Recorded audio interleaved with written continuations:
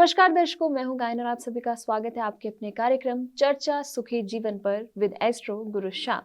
गंडमूल अक्सर हम सुनते तो जरूर हैं कि हमारा बच्चा गंडमूल है, इसकी पूजा करवानी है, लेकिन आखिर में गंडमूल होता क्या है, उसके क्या बुरे प्रभाव होते हैं, उसके प्रभावों से कैसे हम निवारण पा सकते हैं, हमारी जिंदगी को कैसे हम गंडमूल से, अगर हमारे नक्षत्र चल रहे हैं तो कैसे उससे हम बच सकते हैं। तो आइए जानते हैं हमारे माहिर गुरु श्याम जी से। नमस्कार गुरु श्याम जी, स्वागत है। नमस्कार जी, तो आज हम इस विषय पर बात करें। आपका कोई भी सवाल है तो आप भी चाहते हैं अपनी कुंडली से गंडमूल के बारे में जानना कि आपका बच्चा गंडमूल तो नहीं है, आप गंडमूल तो नहीं है, उसके लिए स्क्रीन पर नंबर फ्लैश हो रहा है, उस नंबर पर आपको कॉल करके अपनी अपॉइंटमेंट बुक करवानी है और आप गुरु श्याम जी से अपनी जिंदगी की सारी समस्याओं का निवारण पा सकते हैं।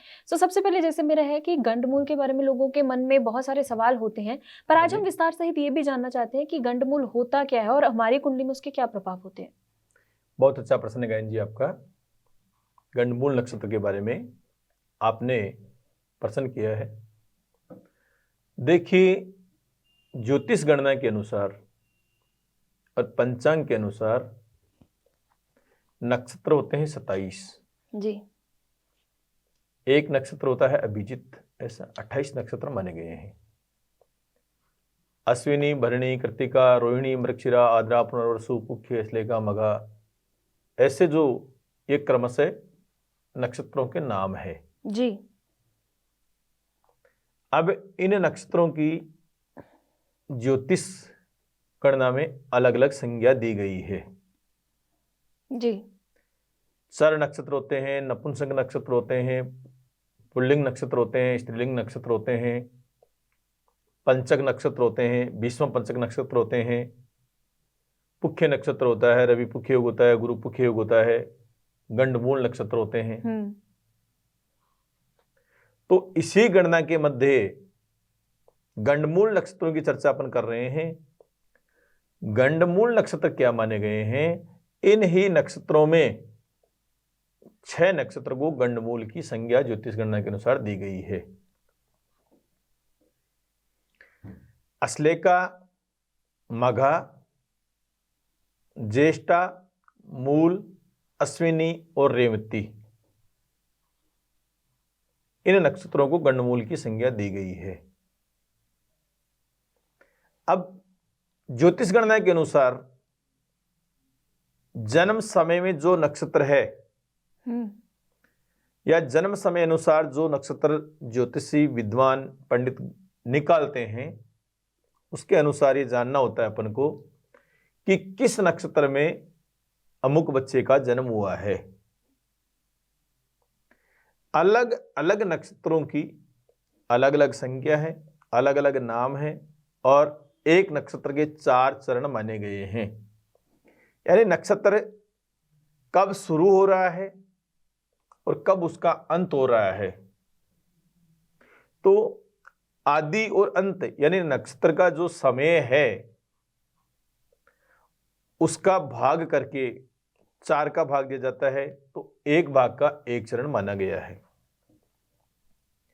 फिर दूसरे भाग का द्वितीय चरण, तीसरे भाग का तीसरा चरण, चौथे भाग का चतुर्थ चरण। इस प्रकार एक नक्षत्र में 4 चरण होते हैं और 9 चरणों की मिलाकर एक राशि होती है।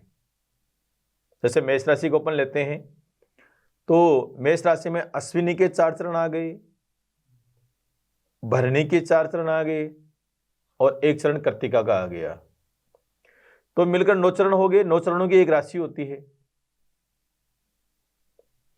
तो ये जो नक्षत्र गणना है ये एक ब्रह्मांड की गणना है। ब्रह्मांड में 27 नक्षत्र स्थित है। 27 को आप 4 से गुणा करेंगे तो संख्या आएगी 108। और उसी अनुसार 12 राशि है ज्योतिष गणना के अनुसार। एक राशि में मैंने 9 चरण बताए हैं कि एक राशि में 9 चरण होते हैं, तो 12 को 9 से आप गुणा करेंगे तो 108 आती है। 108 संख्या जो है वो ब्रह्मांड की विद्यमान संख्या मानी गई है। अपन सनातन पद्धति में 108 संख्या अति शुभ मानते हैं। माला जो होती है, माला में भी देखो आप 108 मणि होते हैं। तो ये नक्षत्र और राशि की जो चरण अनुसार है उसी के अनुसार 108 संख्या इसकी मानी गई है। अब प्रत्येक नक्षत्र में जन्म लेने वाला बच्चा उस नक्षत्र के अनुसार फलादेश किया जाता है। जैसे अश्विनी में जन्मा है तो अश्विनी में प्रथम चरण में जन्मा है, या द्वितीय में, या तृतीय में, चतुर्थ चरण में, ये तो उस नक्षत्र का मान भाग यानी भुक्त और भग्य भाग निकाल करके ज्ञात किया जाता है कि नक्षत्र कितने समय तक रहा है। एक नक्षत्र कम से कम 24 घंटे, 25 घंटे, 26 घंटे, 27 घंटे तक भोग करता है दिन रात में।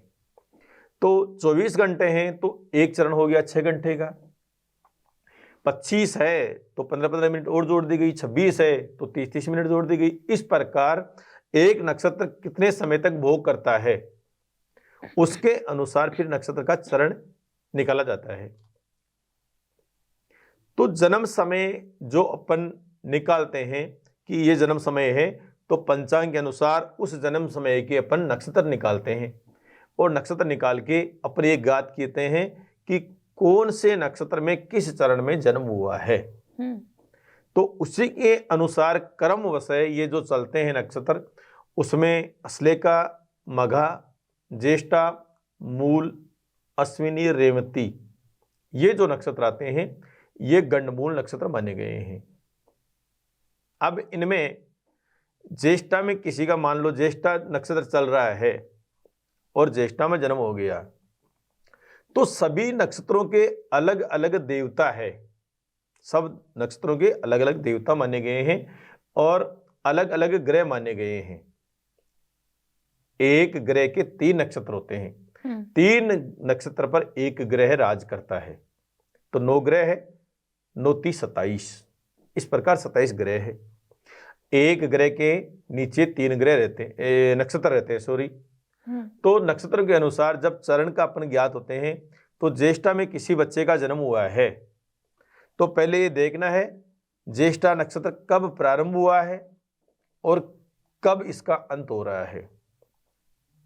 पहले उसका मान निकालेंगे, मान निकाल करके फिर उसका 4 भाग करेंगे, 4 भाग करके फिर वो समय निकाला जाएगा कि इस समय में जन्म हुआ है तो पहले चरण में जन्म हुआ है, या दूसरे चरण में जन्म हुआ है, या तीसरे चरण में जन्म हुआ है, या चौथे चरण में जन्म हुआ है। फिर उन नक्षत्रों के अनुसार और चरणों के अनुसार इसका अलग अलग फल होता है।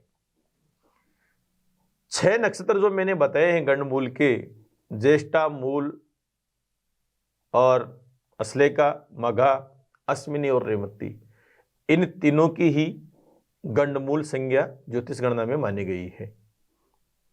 अब चरण के अनुसार इसको अलग अलग फलादेश बताते हैं ज्योतिषगण कि प्रथम चरण में जन्म हुआ तो कहीं वो दादा के लिए अरिष्टकारक होता है, कोई चरण में दादी के लिए अरिष्टकारक होता है, कोई में माता के लिए अरिष्टकारक होता है, कोई में पिता के लिए अरिष्टकारक होता है, कोई में भाई के लिए अरिष्टकारक होता है, किसी में परिवार के लिए अरिष्टकारक होता है, किसी में नाना के लिए अरिष्टकारक होता है, किसी में मामा के लिए अरिष्टकारक होता है, किसी में स्वयं के लिए अरिष्टकारक होता है, किसी में परिवार के लिए अरिष्टकारक होता है।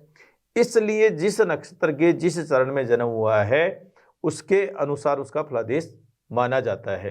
तो गंडमूल नक्षत्रों की जो संज्ञा है उसमें जन्म लेने वाले बच्चे को अरिष्ट माना गया है। ज्योतिष में ऐसा बात है कि अगर इन 6 नक्षत्रों में किसी बच्चा या बच्ची का जन्म हो तो उसके लिए वो अरिष्ट माना गया है। अब अरिष्ट किसके लिए माना गया है ये नक्षत्रों की गणना करके और उसका चरण अपन निकाल करके ये ज्ञात करते हैं कि किस गंडमूल नक्षत्र में जन्म हुआ है और वो चरण किसके लिए भारी होता है, ये ज्योतिष गणना से अपन मालूम करते हैं। ये गंडमूल नक्षत्रों की संज्ञा है जी। और अगर आप भी जानना चाहते हैं कि आपका बच्चा गंडमूल तो नहीं है, उसकी कुंडली में नक्षत्रों की स्थिति ऐसी तो नहीं है कि गंडमूल हो वो और उसकी पूजा करवानी है, क्या उपाय रहते हैं, ये सारी कुंडली जांच के बाद ही आपको जो है निवारण मिलते हैं, तो स्क्रीन पर नंबर फ्लैश हो रहा है, उस नंबर पर कॉल करके आप अपॉइंटमेंट बुक करवा सकते हैं और गुरु श्याम जी से अपने बच्चे की कुंडली के बारे में जान सकते हैं।